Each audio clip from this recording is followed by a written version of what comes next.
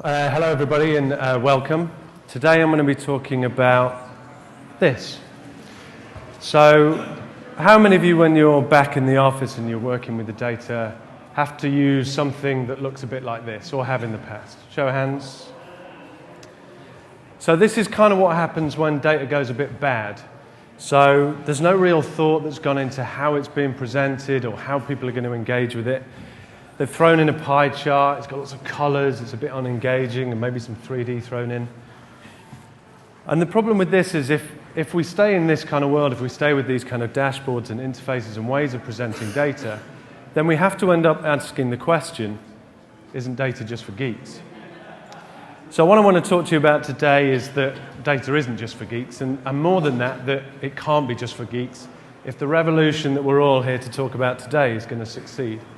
And then once I've been through those arguments, I want to leave you with some tips and some things to take back to the office so that you can implement some of this stuff in your day-to-day roles.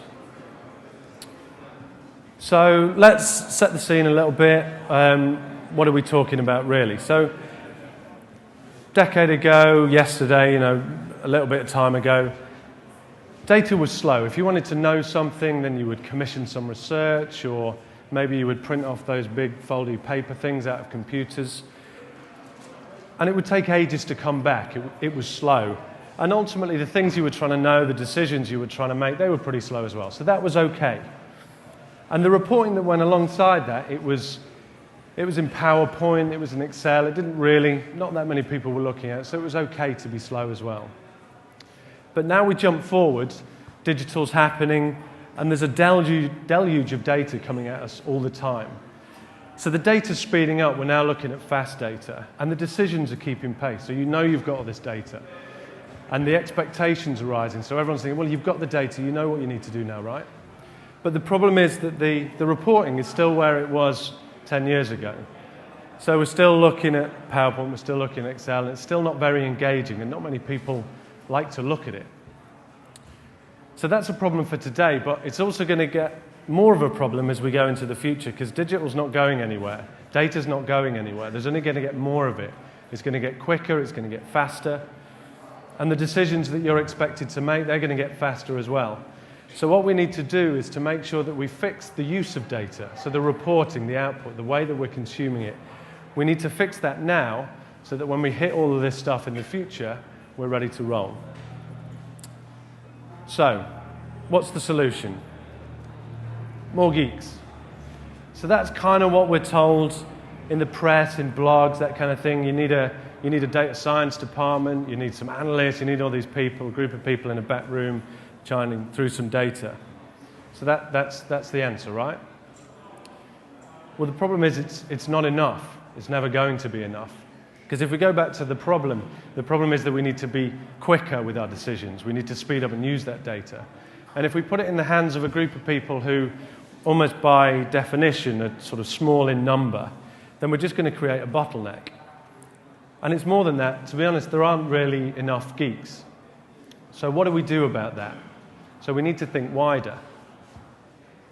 Because really, the main point here is that it's not about big data. It's not really even about data. It's about the decisions that you make with that data.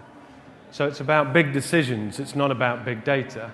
And the reason that that's such an issue is if we leave it with the geeks, so if we leave it just in the hands there, you're only ever really going to get the data. You're only going to get big data. If we want to go up to those big decisions, then we need to think about everyone, because everyone's making those decisions. So what's the problem? The problem is that most people don't like data. So it's a bit messy, it's a bit scary. It reminds them of maths back at school and filling in numbers on grids and doing sums, all that kind of stuff. And they've been used to years of dashboards like the one we saw at the beginning. It's presenting tables or horrible experiences.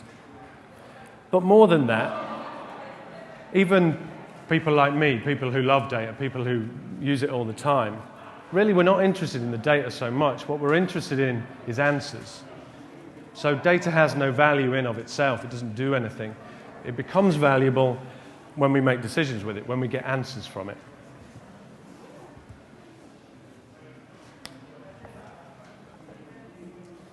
So why does that work? Why is that the case? So we tend to think there's a kind of spectrum of people.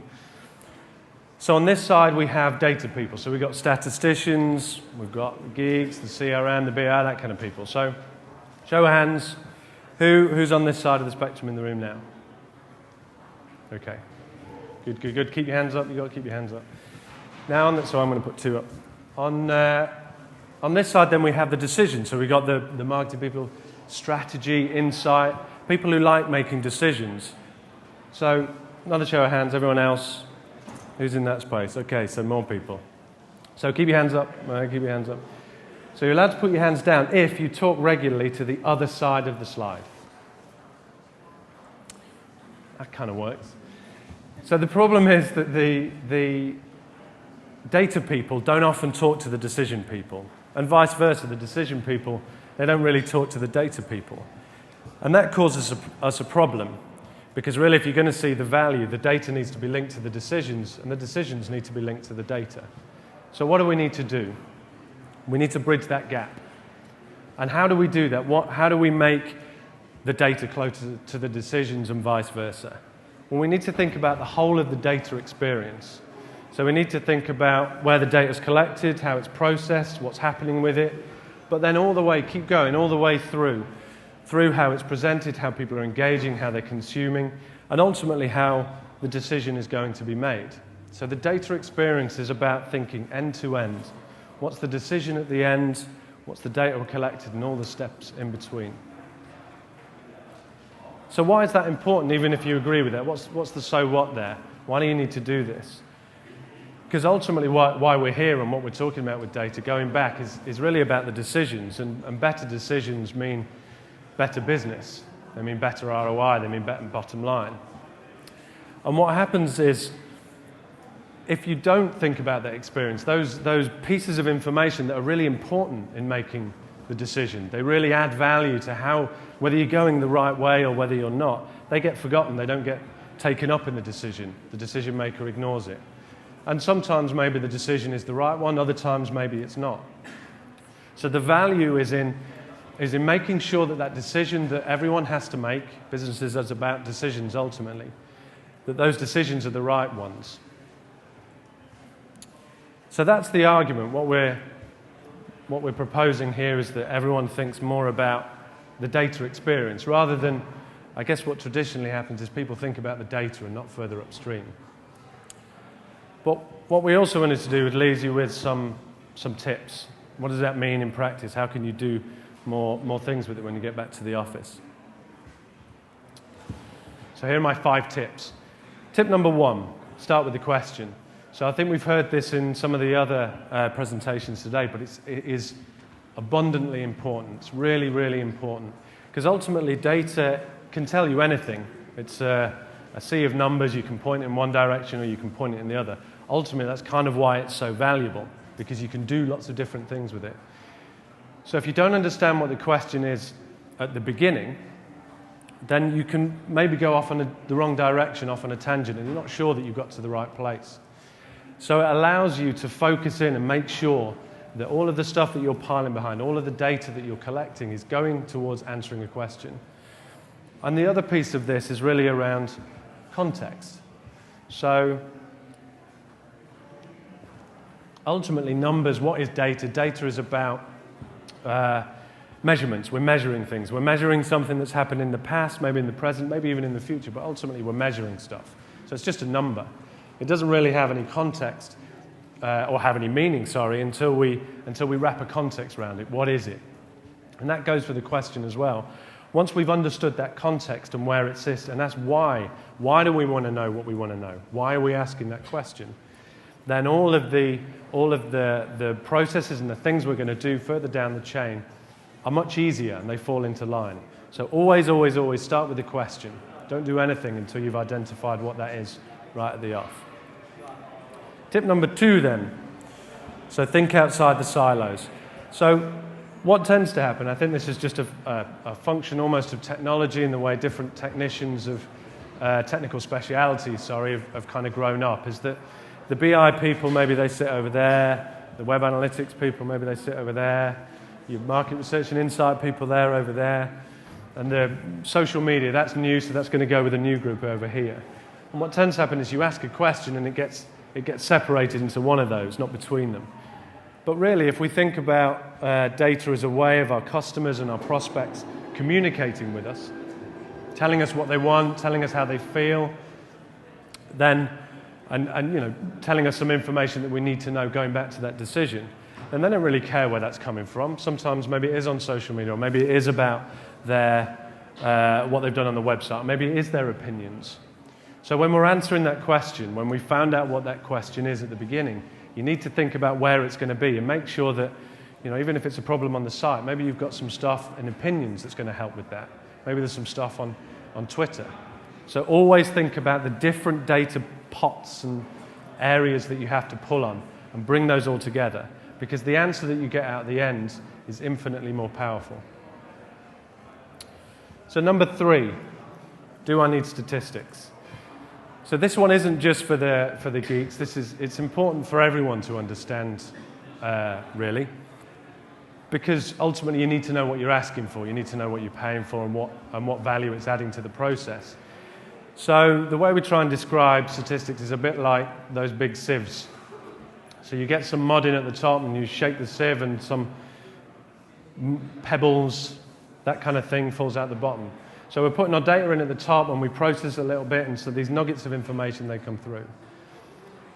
But sometimes the thing we're trying to find is quite nuanced. It's quite complicated. It's not going to come from an easy number. It's not going to come from an easy sieve. So maybe we're trying to look for that diamond. So we need a different kind of sieve. So we get another one and we shake, shake, shake, and the diamond comes out. And sometimes we stack those sieves together. So you're getting some pebbles out at the top and it's getting smaller, maybe some gravel and maybe some diamonds at the end. So the reason that we need to understand that is there's no point in getting the sieve at the bottom if all we really need is the pebbles at the top. Because, you know, the diamond sieve can be quite expensive and it can be quite time consuming. You can go off and do lots of things. So always understand what is the statistics, what is that sieve going to achieve, what's it going to add to the picture. Because the really important point is if we're trying to unlock, if we're trying to get what the data is telling us and show it to everyone, then we want to simplify that. Data is big and messy and comes in tables. If we can distill that down to a diamond, to a single fact, and that works, and that's everything you need to know, that makes everything else in the engagement and the experience that much easier. So statistics can be really powerful.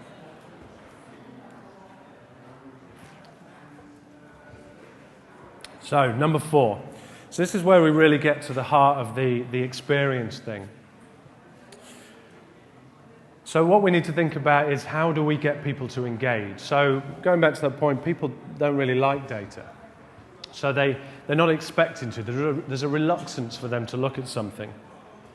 So what we need to think about is creating an environment that is engaging to everybody. So we need to think about the kind of design stuff. We need to think about the right colors and white space and layout and all those things. Not just throw it onto a PowerPoint or an Excel or whatever. We need to think about how all those other people out there want to engage with the story that we're trying to tell. And then visualize is a really important next step, because so tables tend not to work very well, and people don't engage with that. And the reason that the visualizations work better is because the visual cortex has a whole bunch of tricks up its sleeve to be able to create a story that you don't really even know it's doing. So it does area, length, height, width, shadow, color, all that kind of stuff. So it builds on the story. By creating the right visualization, we create a story, an environment, so when people are engaging with the numbers, that they're already in the right space, they're already understanding that context. So visualization is really, really important. And this is not just which chart do I choose? This is about creating, even positioning. So if you're talking about the flow from one thing to another, then position it as a flow. Create some design patterns that allow that flow to be seen. It works really well. And the final one on here is encourage. So to go back to that point that people aren't liking it, and they're not expecting to like it either. So the halls of IT are littered with well-meaning dashboard projects that didn't really go anywhere. And it's because nobody no one even looked at the thing in the first place because they weren't expecting to like it and think they need it. So think about how you're going to encourage people to come and look in the first place at what it is you're trying to do. The infographics work really well here. So there's a lot of pickup in mass media, Guardian, New York Times, that kind of thing, about how infographics are engaging with mass market. That can be used in the business environment as well, because it allows you to get across that key message, people engage, and then they want to know more. So you incite that appetite for some more information, and then you're onto a much easier passage. And then the final one is almost to go back to the beginning. So it's to go back to that story. Because ultimately, this is new stuff. We are thinking about how do we get everyone to engage with the information that we're producing to make those decisions. So we're not going to get it right first time. So we need to think about a culture and a principle of getting stuff out there, learning about how it was, how did people engage, did they like a particular visualization, did it work, get that feedback, and then build on it, get the next version out, and do it differently next time. And if you're on the other side, if you're on the kind of consuming end of the spectrum, then make sure you are giving that feedback, saying, I don't understand what this says, because there is always a different way of coming at it. And by having this culture of iterating and learning, then we can make sure that we get to the right point. So what we then wanted to do was just, rather than kind of go through a whole bunch of words, is just to explain how that works in practice. So, excuse me, this is based on some work we did for a client, just putting in place some of those principles, how that works in practice. So first up, actually, is just that there's a design thing here. So there is lots of white space. We've chosen the colors. It's quite clear, the fonts and typographies, that kind of thing. So it already is quite a more engaging experience. People aren't going to be put off by it. And then we start to say, so this is a monthly report. So we said, okay, well, what's the most important thing to know? There was a question that we're trying to ask. I need to know this in the monthly report. So let's make that the big thing. So these numbers down here, they're going to show us where we are this month. But then, again, that's just a number. It's just a percentage. What does that mean? So then we start to think, well, we've got to ground this in some concepts. So then we start putting in month movements. We start putting in annual if there's a seasonal thing. And then we say, actually, we want to know where we are on a kind of trend. Is it kind of generally up? Is it generally over? So for those of you, I imagine some of you, quite a few of you do, but these are called spark lines. And it's a nice example in that visualization thing that actually, if all we're trying to show is just a trend, this is kind of where it's going, is it flat, is it up, is it down, then all we really need to do is show the line. You don't need grid lines, you don't need numbers and all that kind of stuff. So strip it all back to really get at the essence, and that becomes much more engaging for people. And then the other bit that I wanted to call out on this side is just that you have access to a whole bunch of different visualizations outside of Excel or whatever it is, or PowerPoint, those kind of things. So there are lots of different charts, and there's lots of stuff in blogs and on the web about how to produce this stuff. So this one's called a waterfall chart, and it just really calls out those changes. So if we're looking at how is this changed month on month, then make that the focus of the report, make that the focus of the dashboard. That's the important bit. Don't hide it away in a wavy line that no one really understands. Bring it out. So think about all the different visualizations that you have access to. And the final bit is that you don't have to just stick at numbers. So you'll see there's some text down the side. This is in an environment where there was a group of people who wanted to convey something. They wanted to say, this is what is important. So there's an ambition here with the dashboard is that there's other information, there's layers. You can find out what you want. But if there's going to be one key thing, then this is the stuff that we want you to know. And we're making sure that we're linking this. So rather than it just being some text floating somewhere over on here, we're linking it through. You put a little icon with the two and the two of the. So we're starting to build in a kind of interface design way. We're starting to build in those kind of patterns. So people aren't just, I'm on page 1, I'm on page 2, I'm on page 3. We're thinking about how we're linking. We're thinking also, just to flip back a few, the header is a navigation so people can jump around. So we're thinking really about this as a way of people consuming data, rather than it just being a series of pages in a report. So that's some of those ideas, some of those tips brought through into practice. So that really comes to the end, the wrap up to go, really. So we've laid out some arguments about why we think this data experience thing, about getting the data out of the hands of just a small group of people and into the hands of everybody is the most important thing. And then we've given some tips about how that works in practice that hopefully you can go away and start to use straight away. But hopefully along the way we've also busted a few myths. So in making this data more accessible, what we're really talking about is not just pretty design. We need to think about the whole experience. It's not just making things pretty. It's understanding all of those pieces around visualization and engagement. And fundamentally, it's not really about big data. It's about big decisions. That's what we need to be focused on. And finally, I hope we've proven here that data isn't just for geeks. It's for everyone. Thank you.